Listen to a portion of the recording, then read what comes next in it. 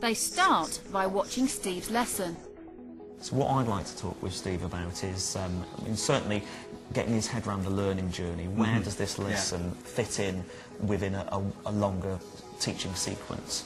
But also I'd like to talk to him about modelling and demonstrating a bit more. I'd like to see more of him actually showing himself as the expert learner, the expert mathematician. He's got great rapport with the children. Oh, fantastic in terms of engaging them, teaching them to get so enthusiastic at being at the child's level that they kind of have to make that step back to being the teacher every so often and make that distinction. Well, welcome, Steve. So I thought one of the things we do straight off is work a little bit with the physiology to give you some sense of how you might become a bit stiller in the classroom, to get some stillness. Because when we're still, we can command attention, especially when we want to create focus on you. Okay, so Steve, what I'm going to do is just going to give you a shove and just notice how oh, that's good. Okay, so what I'd like you to do now is just put your hand over your belly button. I'm pushing you about 3 times as hard now. And how does that feel? Yeah, solid. So yes, solid. Standing up in front of the class with that solid, centred feeling puts you in charge, gives you quite a bit of presence. One of the other things I'm going to do is just help loosen your body up and help that voice resonance. I'm going to get you to stand on this balance board. We're building a new voice, a command voice for you to use quietly but with power. Think about how you might emphasise the things that you want them to do.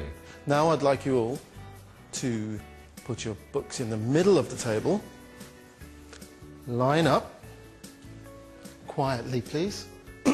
You can get off the balance board now. Yeah, you can. Unless you like being that high. So a little bit of practice with that, you start to be able to pace the class in a way that is a little bit more sophisticated than the way you've been doing it. One of the things that we're looking at today is moving from good to outstanding, because actually the criteria for that's quite woolly. It's basically good with knobs on. Right. Yeah, it's good all of the time, plus more. Just have a look at this, see what you think. First we went like this, 1, 2, 3, 4, 5, 6, 7, and then we came up with 6-7. Is that what you did? Yeah. What was your thought then when he came up and basically blew the lesson out of the water? I was quite pleased that he kind of got the concept of what we were going with, but I knew that he would, but there'd be plenty of others that still needed to go over that. To make it outstanding, all children's learning has to move forward. Yeah. That's what firms it up from being good to outstanding. And one of the ideas with that is knowing in your mind's eye the longer learning journey of this unit. Right, so for me, I think it's starting off with assess and review. Yeah. So what you're saying is take the first lesson and just basically elicit their knowledge and... Absolutely, absolutely. Where they're at. Absolutely, because that then gives you the starting point. And the next bit is not the lessons in between. You start thinking about where you want the children to be, the outcomes. The outcomes are about what you want the children to be able to say yes to at the end. I can do this, I know that, I understand this. What we say in the lesson is we show these all the time. At the beginning of the lesson, this is where we're working towards. Well, we can do that already. This is the next step. And then for the lesson, you'd say, and this is the bit we're looking at today. So what it's doing is it's putting today's lesson within the context of the longer learning journey. So that's almost like the finishing line, and only then can you start thinking about the steps in learning. Now, these aren't lessons, they're milestones in the children's learning towards that finishing line. So if you've got the bigger picture, and you've planned it through, with that kid, you would have known that you've got something up your sleeve because you'd have already thought about it. Now, the inspector talked about rooting your lessons within a meaningful context, within a real-life context, and I think that's absolutely vital. And what I try to do is to root the learning within the real world, take it to the maths world, and that's where you can do all of your games and your teaching and your learning, and then I have to bring it back to the real world again. You could start off by saying, has anybody seen a map? Have you used a map? Yeah? So actually rooting it into a meaningful context. And then you could take the learning out into the maths world and bringing it back down again into the real world. What was interesting for me was that I was sort of desperate at one point to see you do a bit of teaching.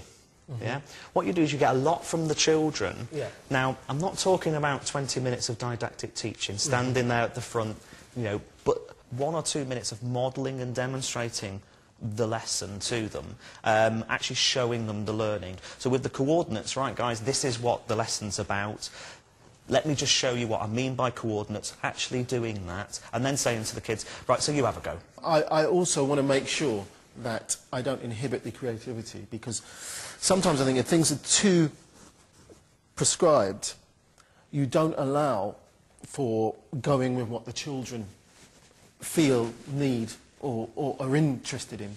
And I think if I stick to something too rigidly and forget about the children, I would be scared that you don't engage them anymore, and then learning will stop. But having that bigger picture means that you've got that framework, because obviously, yes, we do want to take the children's interests, we do want to take the learning from them and push them forward, but it's got to be done within a framework. Sure, we've got to make sure that we're driving along the same learning journey, otherwise we end up on a different motorway altogether. Yeah, yeah. I've just come out of this session, and it's been quite a long day, and what I really need to do, I really need to think about this. Today it's been an interesting experience. I think for me, I can just build on what I do, but it makes me feel like I'm going in the right direction. So with Steve's final observation just weeks away, it's back to the classroom to put all that advice into action and raise his game. What we're going to do today is we're going to be looking at planning the unit. Why do you think I've created this shop in the corner here? What do you think our unit's going to be, and how will this help us? I think we got that shop so we can learn about money. When we've got our shop in the corner, what does it represent? Real life! Right, so now our maths becomes more?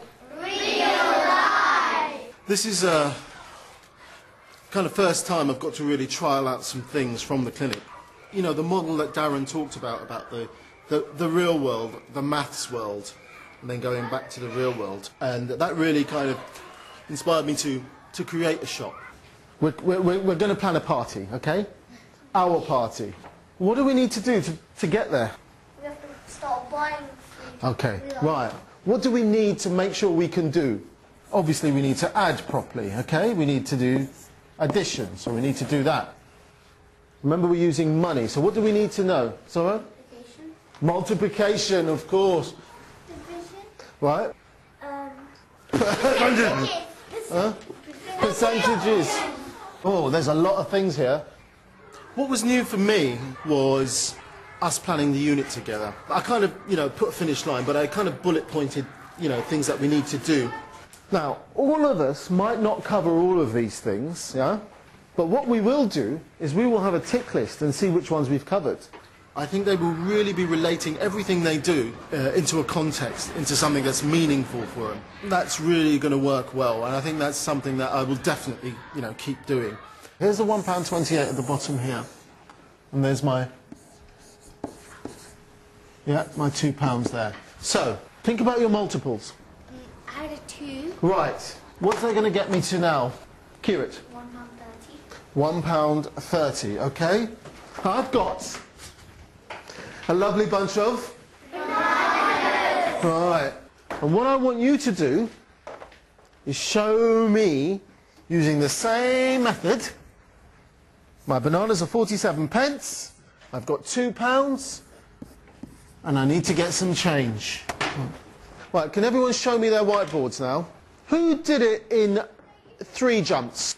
Susie. First I added 3 pence. First she added 3 pence. What does that bring us to? 50 pence. The ideas that we discussed, Darren and I, are quite conducive with my style of teaching. The only thing that I always do is I always give it to the children. That's really important for me. I still wouldn't just stand there modelling to the whole class. I will do to aspects of it. However, I really think it's important for the children to keep thinking, keep challenging, keep thinking. Well done. Excellent for that. Thank you very much.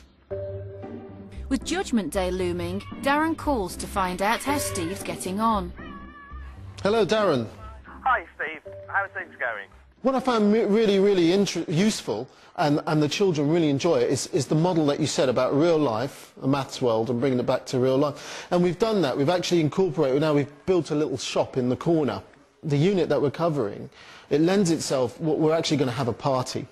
So they really do see the